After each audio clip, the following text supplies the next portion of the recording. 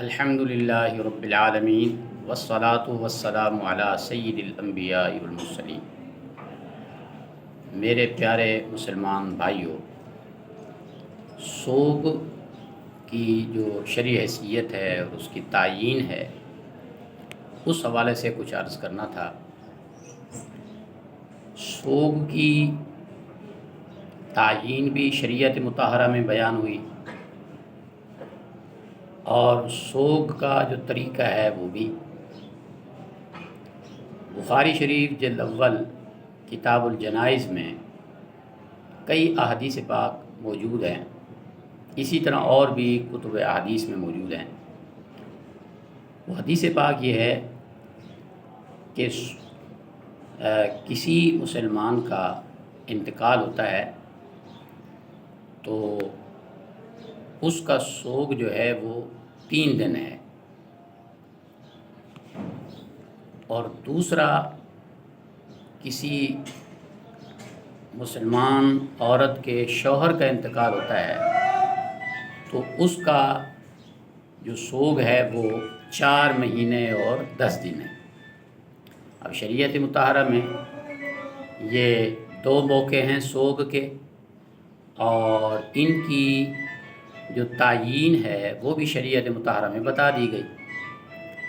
اس کے علاوہ کوئی اور سوگ نہیں ہے۔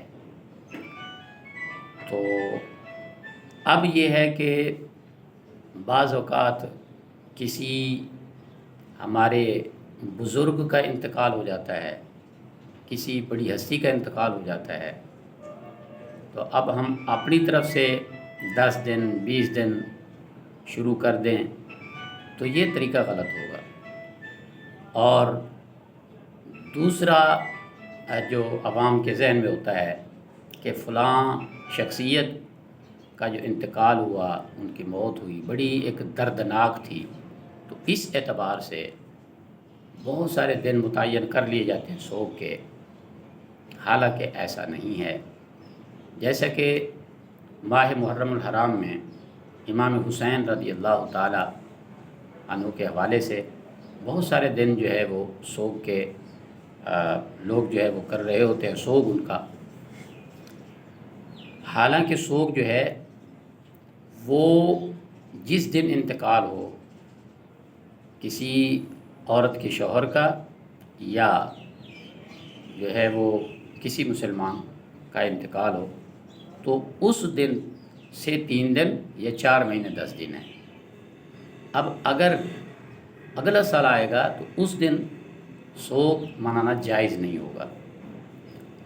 تو اب سوال یہ پیدا ہوتا ہے کہ کرب و بلا کے میدان میں امام حسین رضی اللہ تعالیٰ عنہ اور دیگر ان کے جو رفقاء اور اہل بیت کے افراد تھے، دیگر مسلمان تھے، تو ان کی ایک دردناک کہانی تھی، تو اس وجہ سے جو ہے وہ ہر سال ان کا سوگ ہونا چاہیے۔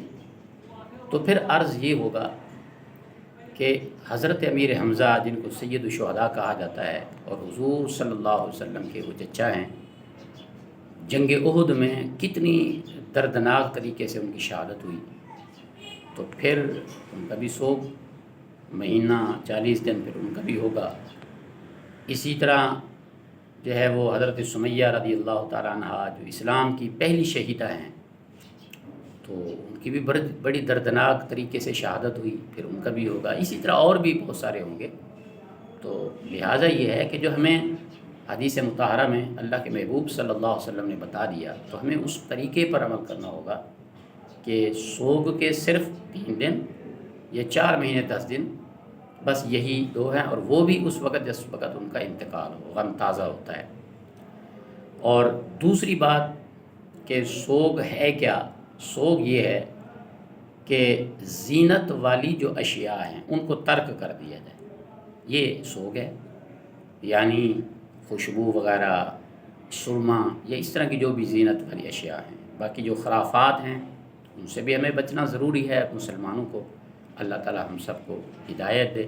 وما علیہ الا البلاغ المبین۔